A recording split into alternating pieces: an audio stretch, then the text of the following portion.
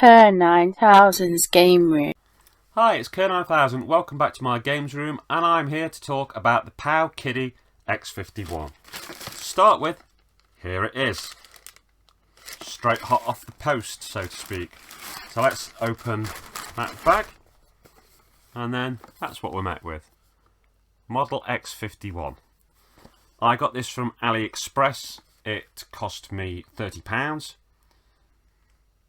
They are on other sites for more, but never used AliExpress before, always heard stuff about it, and decided I would bite the bullet. So, what are we getting in this box? Well, there in a bag is what I guess is the unit itself. Charge cable. Little manual, which is... oh, it does have some English in it, so...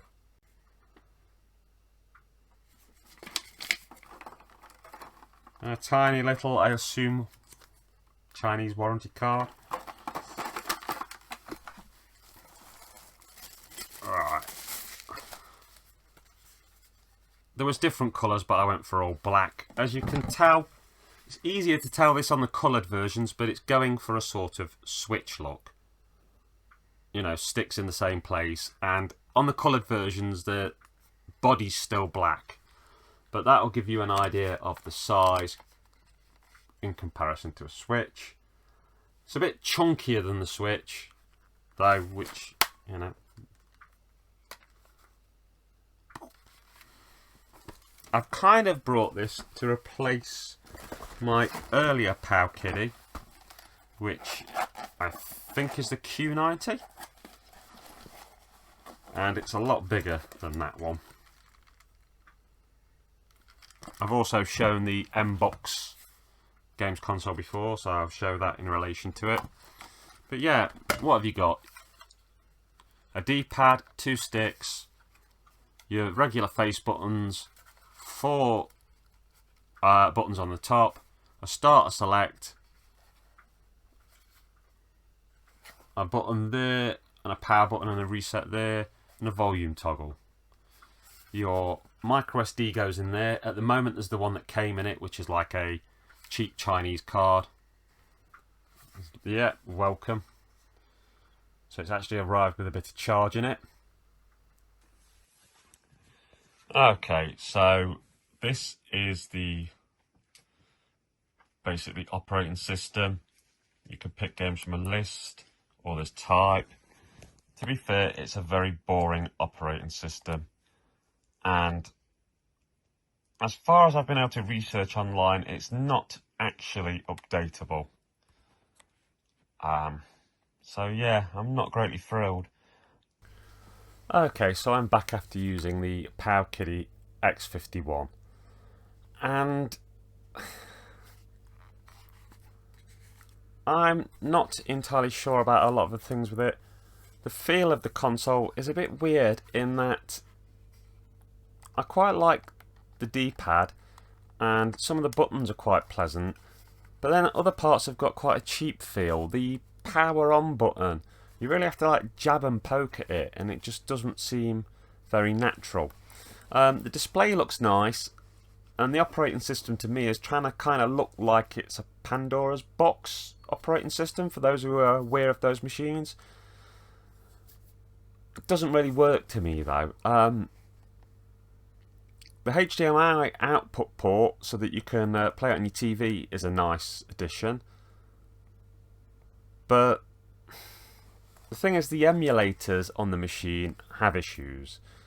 And after a lot of research, it seems like you can't really mess with the operating system on this at present, or the emulators. You kind of have what you've got.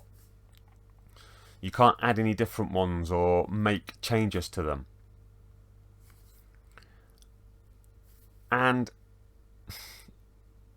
yeah, the gameplay is a little bit spotty. Things will be perfect on one game one time, sound or stuff will be out on another, and it's not always apparent why. In fact, I have to say I'm a lot fonder of my earlier Powkiddy Q90, which just seemed to hit higher levels of accuracy on SNES, Mega Drive, Arcade and Game Boy Advance games, particularly once I'd changed the operating system to the Miu custom firmware. This is my Powkiddy Q90. So, the only thing is it's a lot smaller, which, do you want a big screen or do you want pocket portability? This I can throw in my work bag, take on the train with me, and, it's just a handy little thing. This being nearly the size of the Switch is more something I'd use in my home. The only thing this will do that Powkiddy Q90 won't is the Powkiddy Q90 hardly could manage to do anything with PlayStation games at all. I did get a few 2D games and strategy games working at a basically acceptable level, but nothing else. But really, for Mega Drive, SNES, 16-bit, that was the king. Whereas this, it's not perfect with the PlayStation, but it's a lot better, but it's kind of spottier with everything else. I'd give this machine about a 6 out of 10. It's a nice enough system at a very low price point. I mean, it cost me £30 including postage from AliExpress, but when you can get much better, more changeable systems for just a fraction more money, I can't really recommend it. It just really does feel like a budget handheld, something you'd throw at the kids in the family to amuse them for 30 minutes now and then. Not like a premium emulation device that a grown-up gamer would enjoy playing and tinkering with. At the same time that I grabbed this, I grabbed the R36S, which I've also put a video up on. And, you should go watch that video because I talk about that machine in more depth. But just to quickly compare the two of them, the R365S was only £40 for me after postage, and it just feels light years ahead of this. It feels like something that, as an adult gamer, you would be happy to have, and you can add to it and change it and make it do all kinds of things.